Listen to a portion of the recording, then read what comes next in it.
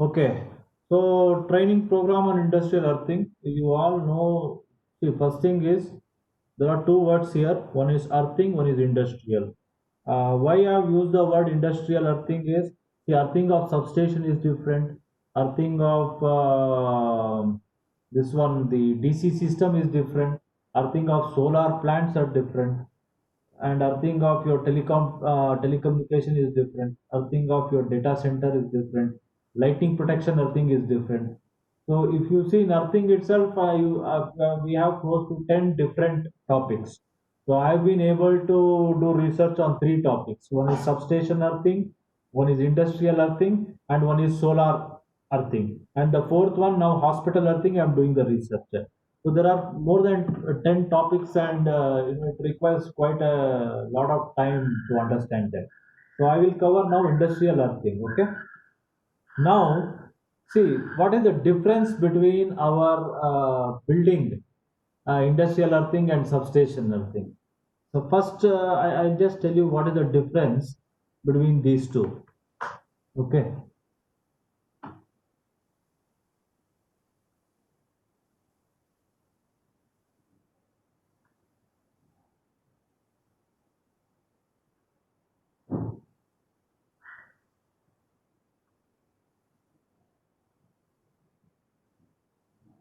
See, in case of our substation, no, what you all know very clearly, substation, right? You all have seen a AC substation. You might have seen a 220 kV substation. You might have seen a 132 kV substation. So in our substation, basically we have our, let's say we have transmission line. Then we have our, let's say we have a 220 kV bay. Then we have a transformer which is 220 bar, let's say 66 kV. Okay, and then we have a 66 kV bay. Now in this substation, the earthing, what we do is we have what is called as earth mat. Okay, we have earth mat running in the substation.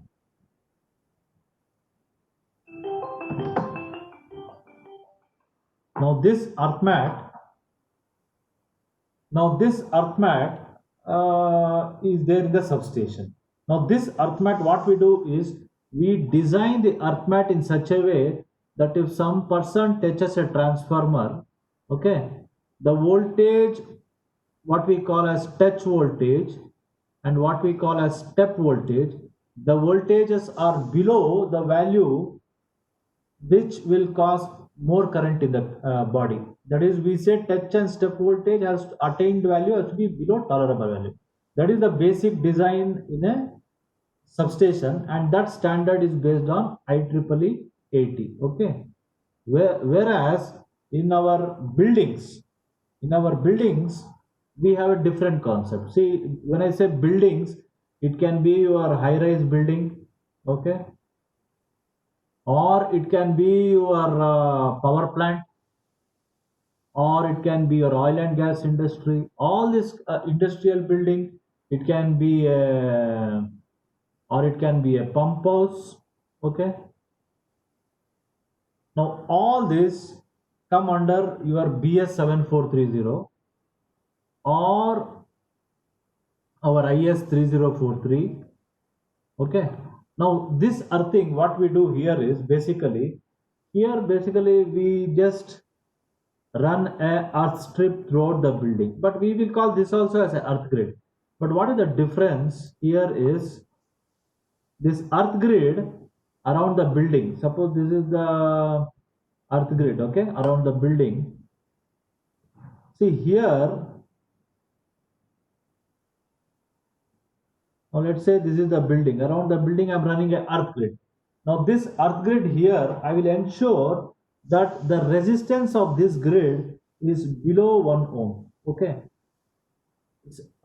Since I will explain later on, okay, as and when I go, I will explain. The concept is different, but finally, remember one thing: what is earthing all about? I will just tell you what is earthing all about. See, Whether you are an electric engineer or not electric engineer does not matter. Some concepts are very simple to understand. See, if this is, let's say, a electrical panel, okay. Now inside your electrical panel, you have some equipment which is carrying current, okay. It is carrying current. Now this body is made of metal, okay.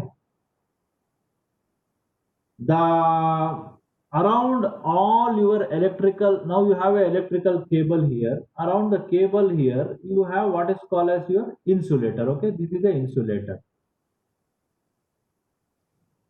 So similarly, in your now what happens? Current is flowing inside some equipment here and coming back.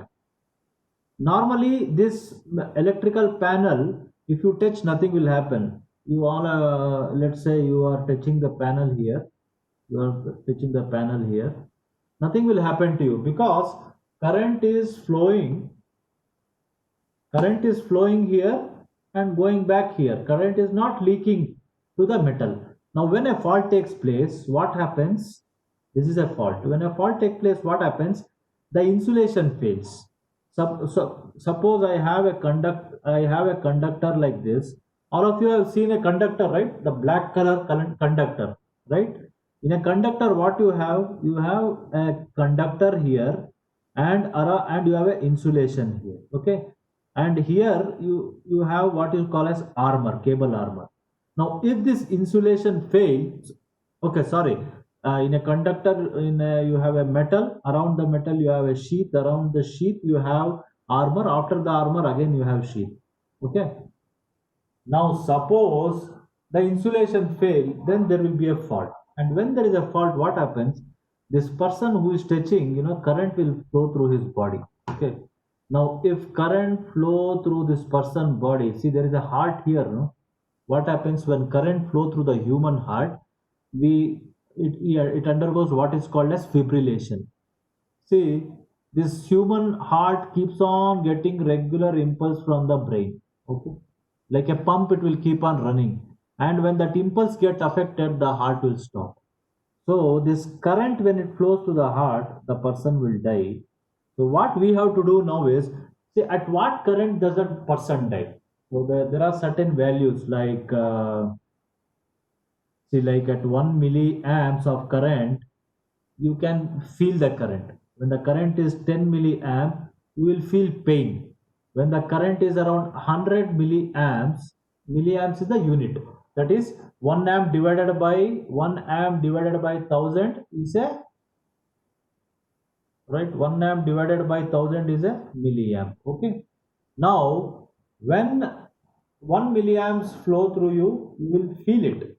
When 10 milliamps flow, you will feel the pain. When 100 milliamps flow, the person will almost die. So our objective in earthing design is, suppose I earth this. Suppose I earth this, then what will happen? There are two paths the current can flow, right? One is through this earth, one is through the body. So majority of this current will flow through this earthing. So the amount of current that flow through the body will reduce. So then the person is safe. Okay. So this is the basic concept of earthing. Okay. Now,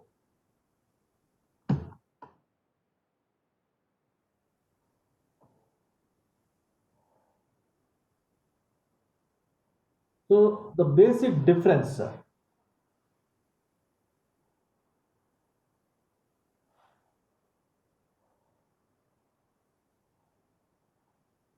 Okay, see the basic difference between our substation earthing, I have told you. Now, see here when we do the design, no, in this when we do the design here in our industrial earthing, we try to determine this total grid resistance. In During the end, by the end of this program, you should be able to calculate the grid resistance. Okay. Number one, you should be able to, when I say why I'm explaining this is, you should know what is the thing you have to learn when we finish this program. Okay. Before we start the earthing design, see, before whether you are a mechanical engineer or a chemical engineer or electric engineer, whether you are a consultant or whether whatever you are, before you start any design, we need inputs, right? Inputs are very important. What are those inputs that we need? The first input you need is what is called as earth resistivity. Okay, what is this earth resistivity? Okay, Mr. Armugam, can you tell me what is earth resistivity?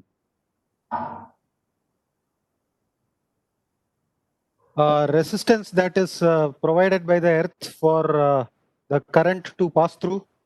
Okay, correct. Fine. Okay. See, you are correct. See, resistance basically is given by a formula. R is equal to rho L by A. What is resistance?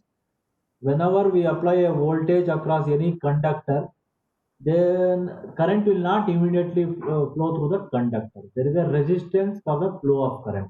Just like, see, if the water is flowing through a pipe, if the pipe is clogged, let us say pipe is inside the pipe, there is lot of oil deposited, water cannot flow freely.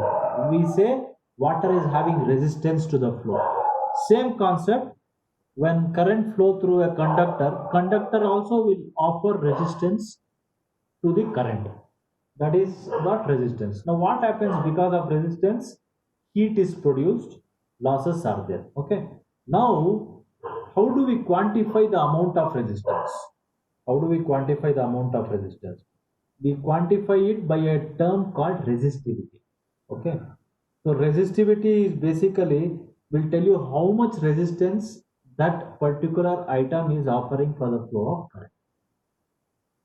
So if resistivity is more, it means that particular thing is offering more resistance for the flow of current. So in a dry soil, resistivity will be very high. Wet soil, resistivity will be less. Okay. So I will explain that later. Okay. Mr. Karthik. Mr. Yes, sir. Yeah. Now, see, you are since now the if I take water with salt, if I add a salt to water, what will happen? The salt will dissolve in the water. In the water, and later, if I apply current, it will create ions, right? Yes. Yes, that is the process of electrolysis, right? Electrolytes. Yes. Okay. So same way in the soil also, soil has salt content in it and soil has moisture in it. This moisture and salt content in the soil, it will create ions. Okay, when there's a current, and it is this ion which does the conduction. See, one major difference between our electrical wire or cable and our soil. In soil, the conduction is mainly due to ions, whereas in our conductor, it is due to electron. Okay. Now coming to this fault current. See, one more data what we need is fault current calculation. Mr. Shankar, can you tell me some typical value of fault current?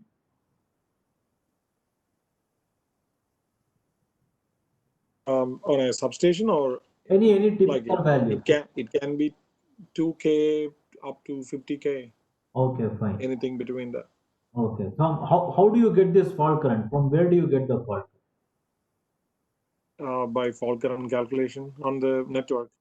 Okay, by doing the fault current calculation, right, of the network. Okay. So now I will give you again one analogy. See, when water is flowing in a pipe, it flows at a particular rate. Now, imagine when the pipe will burst, what will happen? Then the water will flow at a huge, it will gush. We'll say it will gush, right? Same way, when we release water from a dam, the water flows in a particular rate. Imagine if the dam break or something happen, water will gush. Same way, in our generator is the one. What happens when there is a fault take place? Why? See, the same generator is supplying the load current. The same generator is supplying the fault current. Why the fault current all of a sudden increases? The reason is when a fault takes place, what happens? Actually, inside the generator, the reactance will reduce. Number one. Number two, generator is a rotating mass. It has because of the inertia, it has stored energy in it. And because of the stored energy, the generator rotor will accelerate and give energy. That is the reason we have sudden increase in the fault current. Okay. Now, this fault current is actually asymmetrical. Initially, the current will be high, later on, it will be drop. Okay.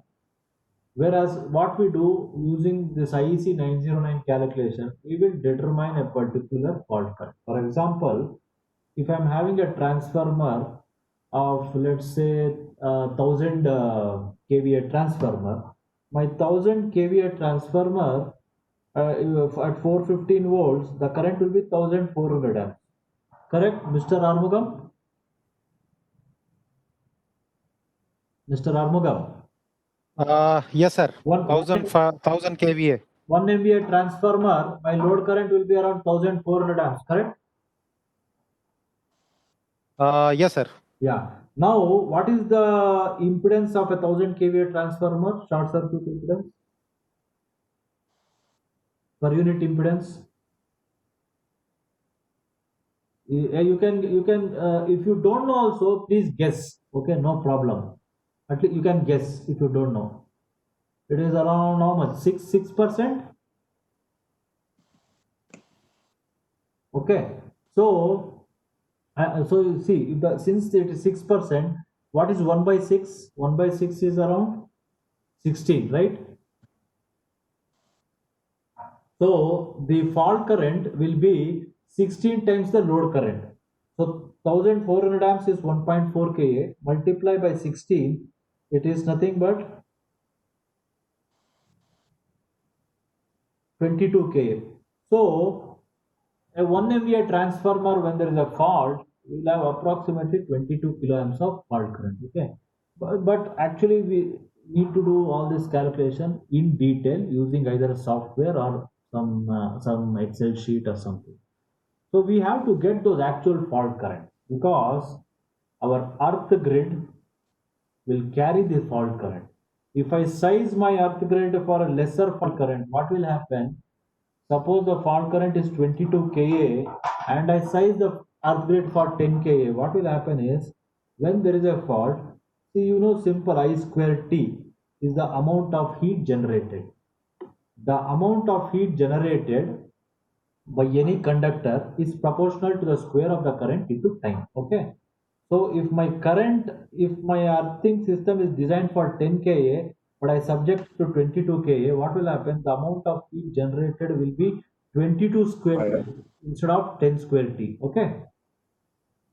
So the amount of heat will be so high, then the earth grid will get damaged. How it will damage? See, whenever Mr. Karthik, Yes, okay, sir. suppose when I say damage, when heat, due to heat in a metal, what will happen to a metal? So will get burnt. It will get burnt. Even before it Burnt. gets burnt, what will happen? First of all, temperature will increase, and then it will gradually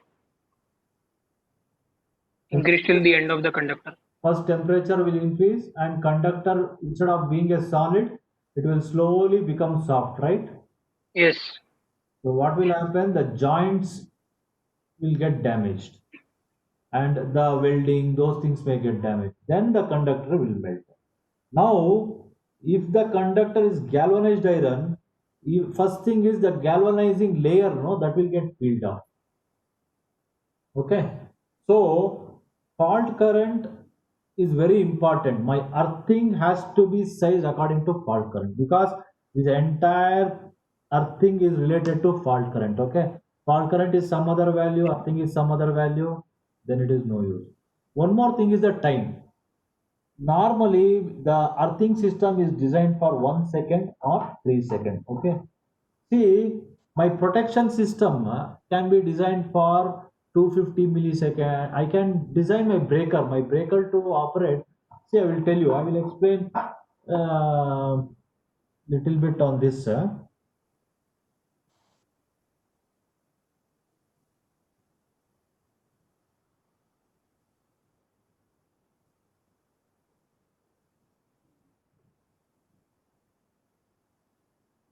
See, see when suppose I have this is a breaker. Okay. Now I have a transformer. Okay. My transformer is feeding. This is a switch gear. Okay. This is a switch gear. My transformer is. Let's say this is a 1 MVA transformer. Okay. Now this is outgoing breaker. I have incoming breaker. Okay. Now suppose let us say I have a fault somewhere here.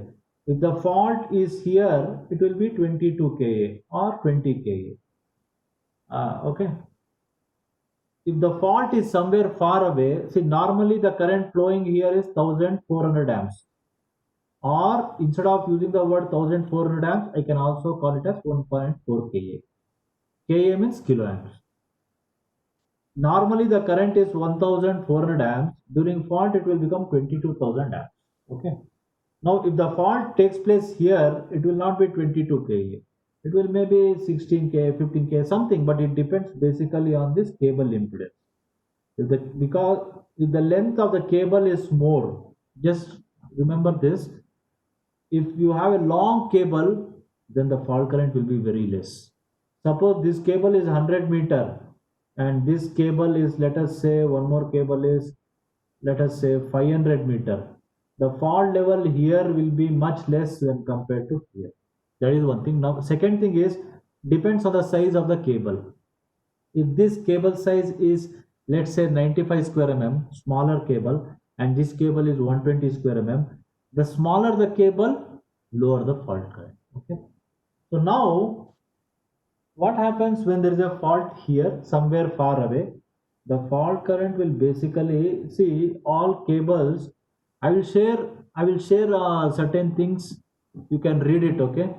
Because I cannot cover everything. A cable has what is called as a cable armor, and around that armor, cable armor, then you have what is called as a cable sheet. Okay. When a fault takes place, that fault current will flow via this cable armor, this red color. And there is later on in one of the slide I will explain this. Okay. Then it will enter. Suppose the fault has taken place outside, we have what is called as a earth flat. Fault current will flow via that and it will enter this panel, or it may flow via earth grid. This entire plant may have a earth grid. So fault current will flow via this earth grid, and this earth grid is interconnected to your transformer neutral. Via the neutral it enters the transformer. Remember one thing, daily you go from your home to office, you will return back to your home. Okay. You will go from your home to office and then go on a project tour somewhere, and you stay in a hotel, and again you will come back to your home. The same way, whenever there is a fault, this fault current, no, wherever it flow, finally it will come back to the neutral.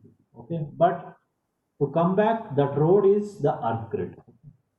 Now, see, when we do this design of our protection system, when there is a fault, what should happen? The moment there is a fault here, this breaker has to trip. Okay. If this breaker fails to trip, then this breaker has to trip. That we call as protection coordination. That is a separate subject. Now, this breaker has to trip before this cable catch fire. So what we'll do is we'll ensure that this breaker will trip in, let's say, 100 millisecond or 200 millisecond or so. And this breaker has to wait till this breaker opens. Till this breaker open, it has to wait, then this breaker has to open. Hence, we give a delay for this breaker. Okay. So I will make this breaker open in, let's say, 300 or 500 milliseconds. Okay. But remember, I have to design my earthing system for 1 second. Okay. Not 300 or 500 milliseconds. Or some people have the practice of designing for 3 seconds. Remember, it is not just about the earthing system. My breaker, my switch gear. See, Mr. Armugam. Mr. Armugam, Yes, sir. You have attended switchgear testing, or you have reviewed any switchgear test certificates? Yes, I have done. Okay, so we have some test called short circuit test. Can you tell something about that? So short circuit test is if there is a short circuit in that particular equipment, will the bus bar and will the equipment withstand that particular short circuit? Okay, so you do it for 1 second, 3 seconds, some typical short circuit rating of a panel. So generally 50K 1 second or 65K 1 second is Okay. the level of short circuit. Okay, thank you very much. Yeah. So we design a panel for a high short circuit current for 1 or 3 seconds. Same way the earthing grid also. But our breakers will trip in a much faster time. Okay.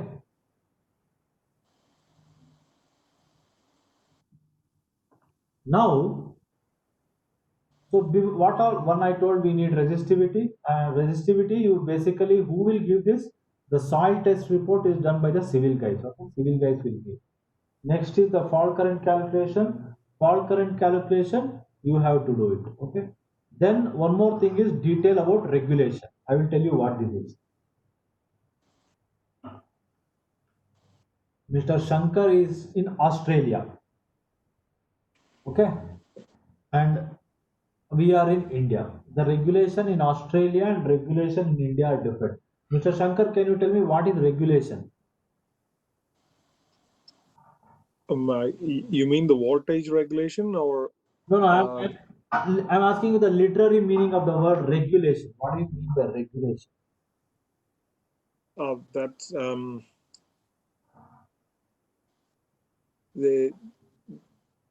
the regulator.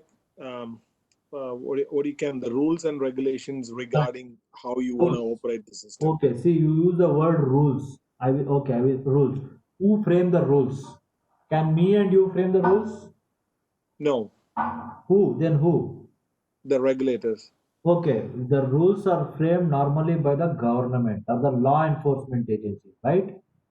Yep, So these regulators are the one who are basically government. the government. Okay, yeah. Now this regulator, basically each country has a electricity regulator. Now they will tell certain higher level things which we need to know. For example, in India we say use solid earthing. In some country they may say use resistance earthing. So before you do any earthing design, you should be aware about the regulation. Okay. Now next is the material of the earthing conductor. Mr. Jain. Mr. Yes, sir. Mr. Karthik Jain. Now, Yes, sir. what are the metals we use for electrical conduction? Can you tell me? Metals for like copper is there one of. Copper is there, then Uh, we use aluminum, aluminium. copper, Yes, states, aluminium, copper. then Then iron tin also. is there. Iron. Iron, okay. See, iron, do you know what is galvanized iron? Uh, What Sir, is galvanizing is basically adding an extra coating. Like we add a layer of protective zinc layer correct? You are correct. from avoiding corrosion. Correct, 100% correct. Galvanized iron means basically on the iron I'm adding a layer of zinc, and that is Yes. done by electrolytic process, and the thickness is measured in what microns or something. Yes. Now, see, this material, which one has to be selected also, you have to be very careful. Okay. Later on, I will explain this in detail. We cannot, the type of material used depends on the type of site. Okay. Certain places you cannot use copper, certain places you cannot use aluminum. Okay. So that you need to be aware. But when we complete this training, you should be able to tell in some project when you are reviewing. So if consultant or if somebody uses copper at certain place where there is cathodic protection, you should tell no, don't use copper here. Okay. So like that I will explain you later. Okay. The next thing is sizing of earthing conductor. When I say sizing of earthing conductor, see, if the water is more, pipe thickness is more, right? If the water is less, pipe thickness is less, correct?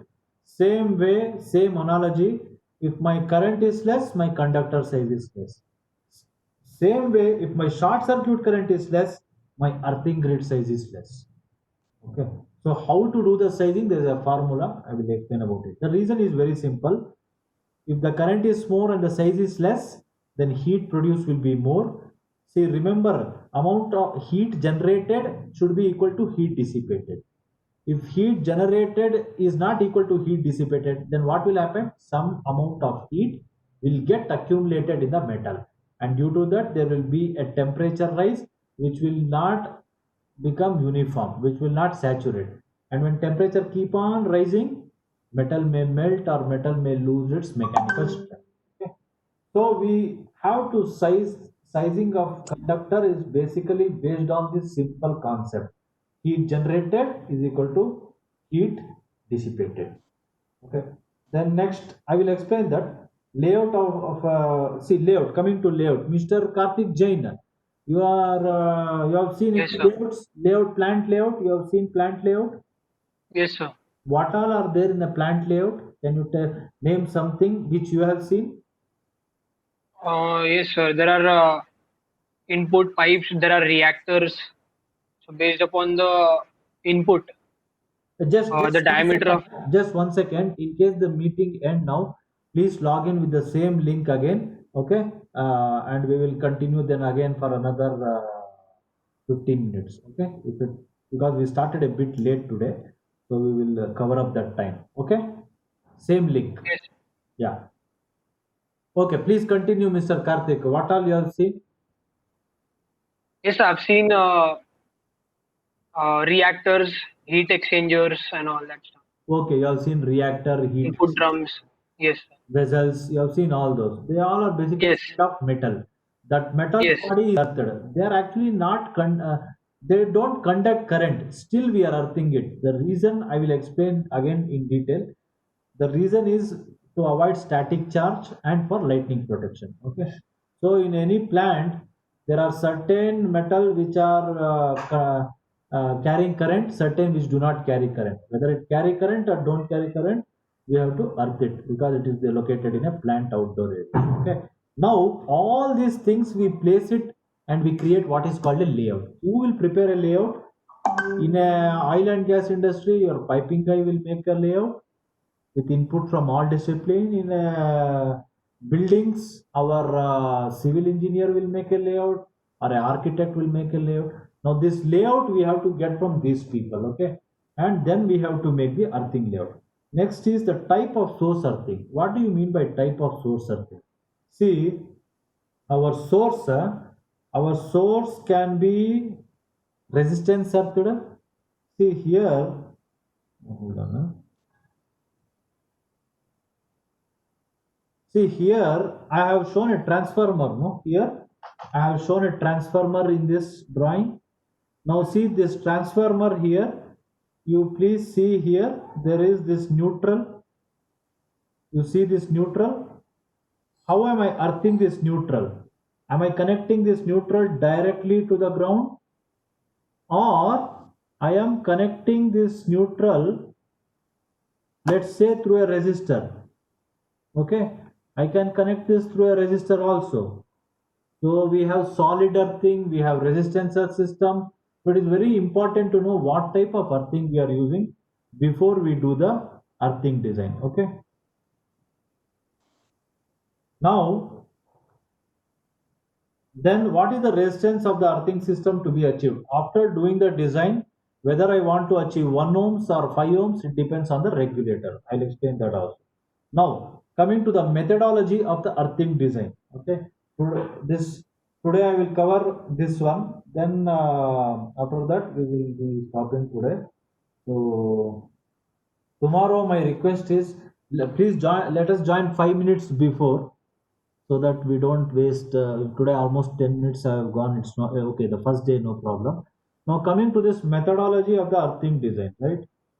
Now see, in the methodology of the earthing design, first thing, what you have to do first is you have to get the resistivity. Okay, that is the first thing is you have to get the resistivity.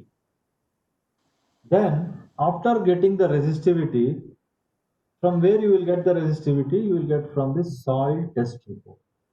See what is the resistivity value. Is it less or high? If it is from 100 to 400 ohm meter, let us go for our normal design. Okay. What do you mean by normal design? I will explain. If the resistivity is high, the soil is rocky, or the soil is sandy area, so resistivity will be high.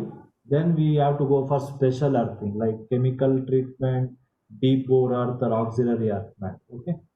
Now when I go for this normal earthing, next is I have to select my okay. I have to get the plant layout. I have to see whether my plant layout is small or big. In big cities, if the layout is small, I cannot go for my normal design. I have to go for special design. Okay. If my layout is very big, then I can go for normal design. Next is I choose the conductor material. How we choose, I will explain. The next then you see whether the area is having cathodic protection. If the area is having cathodic protection,